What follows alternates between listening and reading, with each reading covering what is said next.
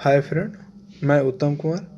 Friend, current affair का video मैं फिर से लाया हूँ और याद रखें कि एग्ज़ाम पॉइंट ऑफ व्यू से ये वीडियो काफ़ी महत्वपूर्ण होने वाला है। तो चलते हैं पहला आर्टिकल। फ्रेंड, ग्लासगो में जो सम्मेलन हुई थी, ग्लासगो सम्मेलन को भारतीय छात्रा विनीसा ने किया संबोधित। याद रखें फ्रेंड, ग्लासगो में हुए विश्व पर्यावरण के COP26 सम्मेलन में 15 साल की भारतीय स्कूली छात्रा ने संबोधित किया। विनीसा उमाशंकर ही इसी अवसर पर प्रिंस चार्ल्स के अर्थशास्त्र प्रतियोगिता में अंतिम चरण में भी पहुंची। उसने सौर ऊर्जा से चलने वाले प्रेस कार्ट का प्रोजेक्ट बनाया। तमिलनाडु की विनीसा उमाशंकर ने वैश्विक नेताओं के इस पर्यावरण सम्मेलन को प्रधानमंत्री नरेंद्र मोदी के नई दिल्ली रवाना होने से पहले संबोधित किया। उसने वैश्विक नेताओं, अंतर्राष्ट्रीय संगठनों, सिविल सोसाइटी और उद्योगपतियों से स्वच्छ ऊर्जा संबंधी खोज, समाधान और परियोजनाओं पर काम करने के लिए नई पीढ़ी के साथ खड़े होने का आह्वान किया है। विनीसा ने कहा है कि हम अर्थशास्त्र के पुरस्कार विजेता और फाइनलिस्ट इस बात का सबूत है कि हमारी पृथ्वी के इतिहास की सबसे बड़ी चुनौती ही सबसे बड़ा अवसर है। ठीक है, नेक्स्ट आर्टिकल देखते हैं। द्रविड़ बने टीम इंडिया के कोच। याद रखें फ्रेंड, 2023 में होने वाली वर्ल्ड कप जो है तब तक द्रविड़ टीम इंडिया के कोच बने रहेंगे। ठीक है, तो ये भी एग्ज़ाम पॉइंट ऑफ व्यू से काफ़ी महत्वपूर्ण है। नेक्स्ट आर्टिकल देखते हैं। भारतीय प्रौद्योगिकी संस्थान बॉम्बे ने QS एशिया 2022 में रैंकिंग में देश में पहला और एशिया में 42वां स्थान हासिल किया। याद रखें फ्रेंड, QS रैंकिंग जो भारतीय प्रौद्योगिकी संस्थान बॉम्बे जो है QS रैंकिंग में एशिया में पहला और देश में पहला और एशिया में 42वां स्थान हासिल किया। याद रखें फ्रेंड, भारतीय प्रौद्योगिकी संस्थान बॉम्बे ने QS एशिया 2022 रैंकिंग में देश में पहला, याद रखें, और एशिया में 42वां स्थान हासिल किया है। QS रैंकिंग जो ब्रिटेन के द्वारा जारी किया जाता है, जिसमें देश में क्या है, पहला और एशिया में 42वां स्थान हासिल किया है। पिछले वर्ष IIT बॉम्बे ने इस रैंकिंग में 37 स्थान पर थे। ठीक है, ये रैंकिंग कल ब्रिटिश कंपनी QS ने जारी की है। ठीक है, IIT बॉम्बे ने 100 में से 71 अंक हासिल किए हैं। ठीक है, कुल 11 सूचकांकों में PhD योग्यता वाले अध्यापक वर्ग में IIT बॉम्बे ने बेहतर प्रदर्शन किया है। ठीक है, और क्षेत्रीय स्तर पर इनका स्थान जो है 18वां है। नेक्स्ट पॉइंट देखते हैं। याद रखें फ्रेंड, ये बहुत ही महत्वपूर्ण है। इस तरह के क्वेश्चन एग्जाम में पूछे जाते हैं। महिला और बाल विकास मंत्रालय ने फेसबुक के साथ मिलकर नारी से खरीदारी अभियान की शुरुआत की। याद रखें फ्रेंड कि महिला और बाल विकास मंत्रालय ने फेसबुक के साथ मिलकर नारी से खरीदारी अभियान की शुरुआत की है।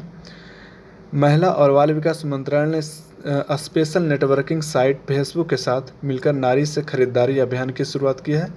महिला और बाल विकास मंत्री स्मृति ईरानी ने एक ट्वीट में कहा है कि प्रधानमंत्री नरेंद्र मोदी ने महिलाओं की अगुवाई में विकास और देश में निर्मित उत्पादों को बढ़ावा देने के लिए वोकल फॉर लोकल जैसे 2 अभियानों का आह्वान किया है और ये आज प्रत्येक भारतीय के लिए मिसाल बन चुके हैं। उन्होंने लोगों से दीपावली पर नारी से खरीदारी करने और स्थानीय महिला विक्रेताओं और उद्यमियों को सहयोग तथा मदद करने के लिए कहा है। ठीक है, नेक्स्ट पॉइंट देखते हैं। जापान में परमाणु बम हमले में बचे 96 वर्षीय सुनोई सुबोई का निधन। याद रखें फ्रेंड, इतिहास के पन्ने में 6 अगस्त 1945 और 9 अगस्त 1945 को USA के द्वारा परमाणु बम गिराया गया था, जो कि हिरोशिमा और नागासाकी पर। तो इसमें देखते हैं कि परमाणु हथियारों के खिलाफ अभियानों के सक्रिय जाने माने जापानी नागरिक सुनोई त्सुबोई का 96 वर्ष की आयु में निधन हो गया है। वे विश्व के पहले परमाणु बमबारी को भी झेल चुके हैं। याद रखें फ्रेंड, 6 अगस्त 1945 को जब हिरोशिमा पर परमाणु बम गिराया गया, उस समय वे कॉलेज जा रहे थे और पूरी तरह से झुलस गए थे। तो ये एग्ज़ाम पॉइंट ऑफ व्यू से बहुत ही महत्वपूर्ण आर्टिकल है। नेक्स्ट देखते हैं। PM स्वनिधि योजना। याद रखें फ्रेंड, लॉन्च की तारीख 18 जुलाई 2020। उद्देश्य प्रधानमंत्री स्ट्रीट वेंडर्स आत्मनिर्भर निधि एक विशेष माइक्रो क्रेडिट सुविधा योजना है। प्रधानमंत्री स्वनिधि योजना 2020 से सरकार रेहड़ी और पटरी वालों को 10,000 रुपये लोन देगी।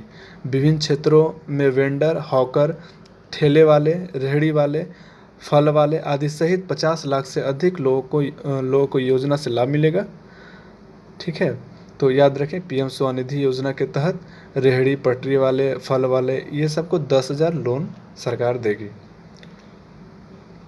नेक्स्ट आर्टिकल देखते हैं, नई शिक्षा नीति 2020। याद रखें फ्रेंड, ये काफ़ी चर्चा में रहा था और आप लोग को भी पता होगा कि नई शिक्षा नीति लॉन्च हुआ था 30 जुलाई 2020 का। इसका मोटिव, इसका उद्देश्य जो था, नई राष्ट्रीय शिक्षा नीति 2020 सरकार ने कई बदलाव किए, जैसे कि इस नई एजुकेशन पॉलिसी से स्कूल से कॉलेज स्तर तक शिक्षा प्रणाली में कई बदलाव आएंगे जो आज तक नहीं देखा गया है। देखते हैं कि नई शिक्षा नीति उस शिक्षा में 2035 तक 50% GER पहुंचने का लक्ष्य रखा है। नई शिक्षा नीति 2020 में पढ़ाई के रूपरेखा फिर पाठ्यक्रम 5+3+3+4 के आधार पर तैयार किए जाएंगे। उसमें अंतिम 4 वर्षों में 9वीं से 12वीं शामिल है। अगर कोई छात्र या छात्रा कक्षा से ही नए कौशल जैसे कोडिंग, मैनेजमेंट, रिसर्च डेवलपमेंट को सीखना चाहता है तो कर सकता है। फिर नेक्स्ट पॉइंट देखते हैं,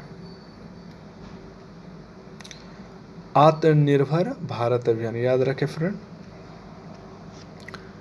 आत्मनिर्भर भारत अभियान लॉन्च की तारीख 12 मई 2020। उद्देश्य इसका जो था, भारत को अब विश्व पटल पर उत्पादक, निर्यात और औद्योगिक क्षेत्र में बढ़ावा देना। ठीक है, भारत के प्रधानमंत्री श्री नरेंद्र मोदी ने 12 मई 2020 को रात 8 बजे देश के नाम संबोधन देते हुए आत्मनिर्भर भारत अभियान की शुरुआत करने की बात कही, जिसके तहत कोरोना से लड़ने के लिए 20 लाख करोड़ रुपये आर्थिक पैकेज का भी ऐलान किया।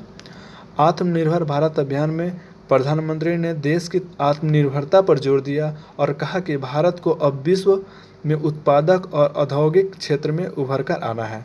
आपको बता दें कि आत्मनिर्भर भारत अभियान में 20 लाख करोड़ का आर्थिक पैकेज भारत देश की कुल GDP का 10% हिस्सा से अधिक है। कोरोना वायरस के दूसरे चरण में केंद्र सरकार द्वारा प्रधानमंत्री गरीब कल्याण योजना 2020 शुरू की गई है, जिसके लिए 1,70,000 करोड़ के पैकेज का ऐलान किया था।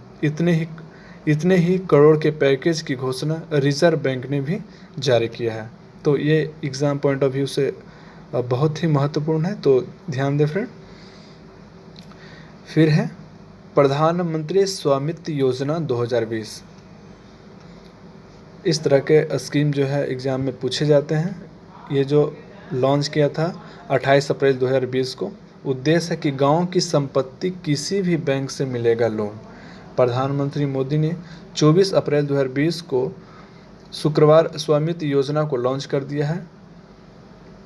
यह सरकारी ग्रामीण योजना क्षेत्रों के विकास को लेकर शुरू की गई है। आपको बता दें कि प्रधानमंत्री मोदी ने के अकॉर्डिंग स्वामित्व योजना 2020 से ग्रामीण क्षेत्रों में विकास के प्रयासों को गति मिलेगी, जिससे देश भर के पंचायती राज संस्थानों में ई-गवर्नेंस को मजबूती मिलेगी। पीएम स्वामित्व योजना लागू होने के बाद कोई भी व्यक्ति घर बैठे ही अपनी संपत्ति का ब्यौरा देख सकता है, जिससे ग्रामीण क्षेत्रों के लोग अपने गांव की संपत्ति के आधार पर वो बैंक से लोन ले सकती है। तो याद रखें फ्रेंड, ये काफ़ी गांव के लिए काफ़ी हेल्प भी मिलेगा कि वो अपनी संपत्ति के तहत वो बैंक से लोन ले सकती है। तो याद रखें प्रधानमंत्री स्वामित्व योजना। ठीक है, फिर नेक्स्ट आर्टिकल देखते हैं, प्रधानमंत्री गरीब कल्याण योजना। याद रखें फ्रेंड, प्रधानमंत्री गरीब कल्याण योजना लॉन्च की तारीख 25 मार्च 2020। उद्देश्य जो है कोविड-19 से प्रभावित लोगों तक आर्थिक मदद पहुंचाना और महामारी के समय में उनकी मूलभूत ज़रूरतों को ध्यान रखना। ठीक है फ्रेंड, प्रधानमंत्री गरीब कल्याण योजना कोविड-19 अथवा कोरोना वायरस से फैली महामारी से प्रभावित लोगों के लिए राहत पहुँचाने के लिए शुरू की गई है। इस योजना के माध्यम से भारत सरकार गरीब लोगों को मुफ्त अनाज देगी और दालें देगी। महिलाओं के जनधन खाते में 3 महीने तक 500 रुपये प्रति महीने जमा किए जाएंगे। स्वास्थ्य कर्मचारियों के लिए बीमा अन्य कई प्रकार की सेवाएं प्रदान करेगी। ठीक है, तो जिसका जनधन खाता है उसमें 3 महीने तक 500 रुपया मिला था, वैसा स्कीम लॉन्च किया गया था। ठीक है, तो ये याद रखें कि ये 2020 का स्कीम है। तो एग्ज़ाम पॉइंट ऑफ व्यू से महत्वपूर्ण है, इसलिए मैंने इसका डिस्कस किया। नेक्स्ट आर्टिकल देखते हैं। प्रधानमंत्री कर्मयोगी मानधन योजना, याद रखें फ्रेंड, ये इसका संबंध किससे है? लघु व्यापारी मानधन योजना लॉन्च की तारीख 23 जुलाई 2019। उद्देश्य क्या है? व्यापारियों स्वरोजगारियों को 3,000 रुपये महिला पेंशन। ठीक है, राष्ट्रीय पेंशन योजना या प्रधानमंत्री लघु व्यापारी मानधन योजना 2019 के अंतर्गत सरकार प्रतिमाह 3,000 रुपये निश्चित पेंशन 60 वर्ष की आयु होने पर देगी। इस सरकारी योजना से देश भर में लगभग 3 करोड़ व्यापारियों स्वरोजगारियों को लाभ पहुंचेगा। व्यापारियों स्वरोजगारियों के लिए प्रतिमाह 3,000 रुपये वाली इस पेंशन योजना का लाभ देने के लिए सरकार ने प्रीमियम राशि का भी प्रावधान किया है, जो लाभार्थी की आय के अनुसार लिया जाएगा। ठीक है, तो याद रखें। नेक्स्ट है प्रधानमंत्री किसान मानधन योजना। देखते हैं कि इसमें क्या है।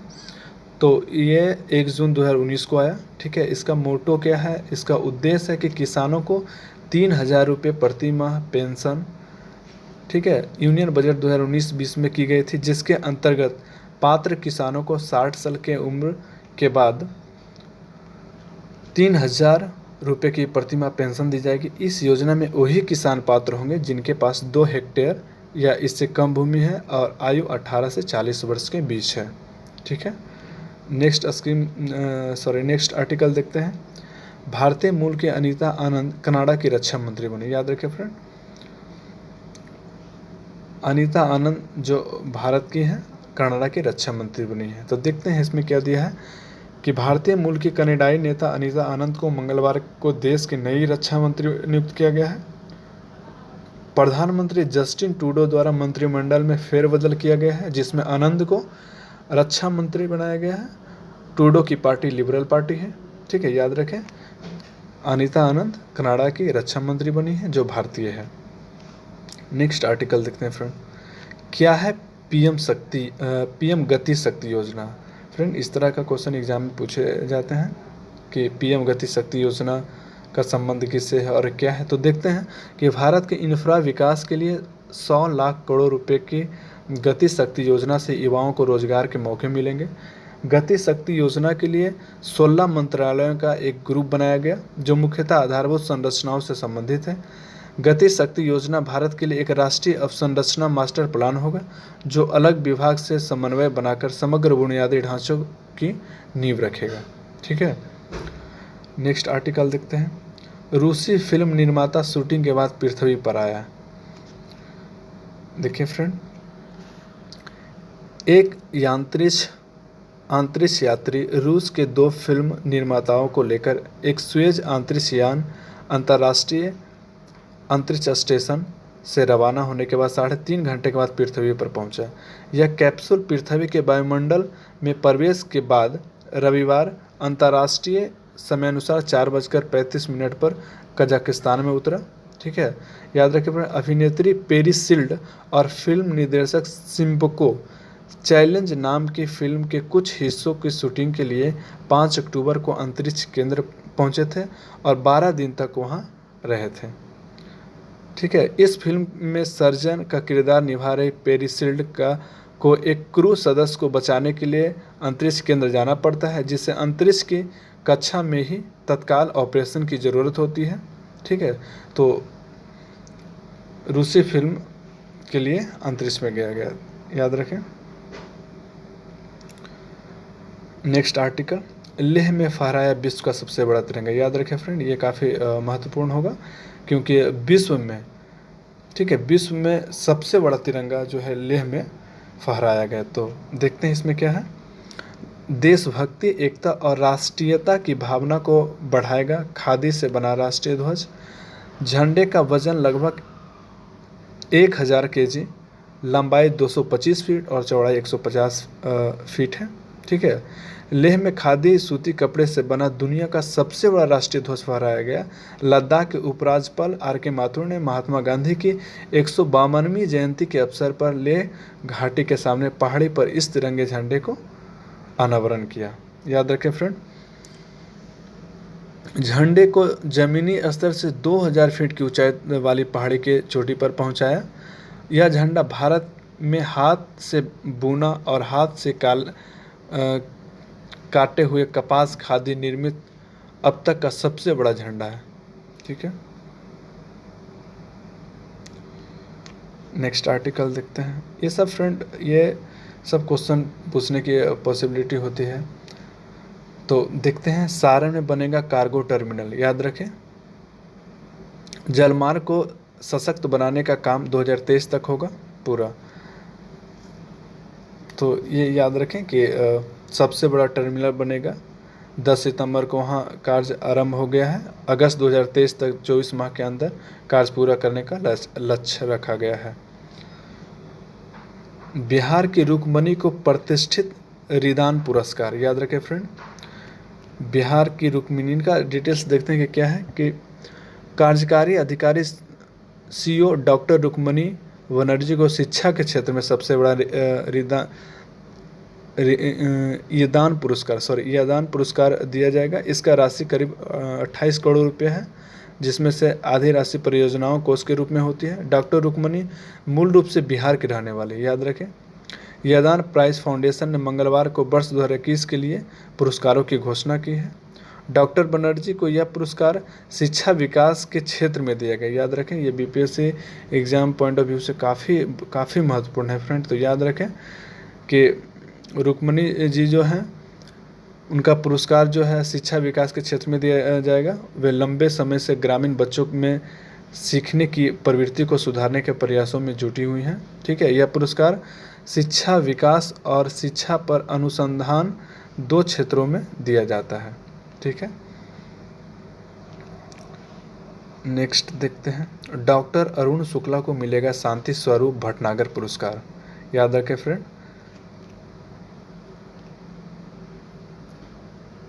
आईआईटी के bio science and bio engineering विभाग के शिक्षक डॉक्टर अरुण शुक्ला को भारतीय औद्योगिकी एवं अनुसंधान संस्थान की ओर से शांति स्वरूप भटनागर पुरस्कार दिया जाता है। ठीक है, भटनागर पुरस्कार दिया जाएगा। इस घोषणा फरवरी में विज्ञान दिवस के अवसर पर पुरस्कार दिया जाएगा। विज्ञान एवं प्रौद्योगिकी के क्षेत्र में बेहतर काम करने के लिए ये पुरस्कार दिया जाता है। याद रखें फ्रेंड, ऐसे भी भटनागर पुरस्कार जो है विज्ञान क्षेत्र से संबंधित है, तो याद रखें। नेक्स्ट आर्टिकल देखते हैं, गौतम अदानी को मिला रामकृष्ण बजाज पुरस्कार। याद रखें फ्रेंड, अदानी समूह के चेयरमैन गौतम अदानी को ख्याति प्राप्त रामकृष्ण बजाज मेमोरियल ग्लोबल पुरस्कार से सम्मानित किया गया। यह पुरस्कार उद्योग जगत में उल्लेखनीय योगदान के लिए दिया जाता है। ठीक है, तो गौतम अदानी को क्या मिला है? रामकृष्ण बजाज पुरस्कार। फिर नीतीश कुमार ने मंदार पर्वत पर रोपवे का किया उद्घाटन। याद रखें फ्रेंड, पिछले वीडियो में मैंने इसका चर्चा किया था। जो रोपवे है वो गया में बना है, जहानाबाद में बना है। 6 जगह इसका उद्घाटन नीतीश कुमार के द्वारा किया गया है, लेकिन अब मंदार पर्वत भी रोपवे का उद्घाटन करेगी नीतीश कुमार। इसमें देखते हैं कि मुख्यमंत्री नीतीश कुमार ने मंगलवार को मंदार पर्वत पर रोपवे का उद्घाटन किया। इस मौके पर उन्होंने राज्य में पर्यटन की अपार संभावनाओं को देखते हुए 6 जगहों पर रोपवे का निर्माण कराया जाएगा। तो पिछले वीडियो में हम बताए थे कि 6 जगह रोपवे का निर्माण नीतीश कुमार के द्वारा घोषणा की गई थी। ठीक है,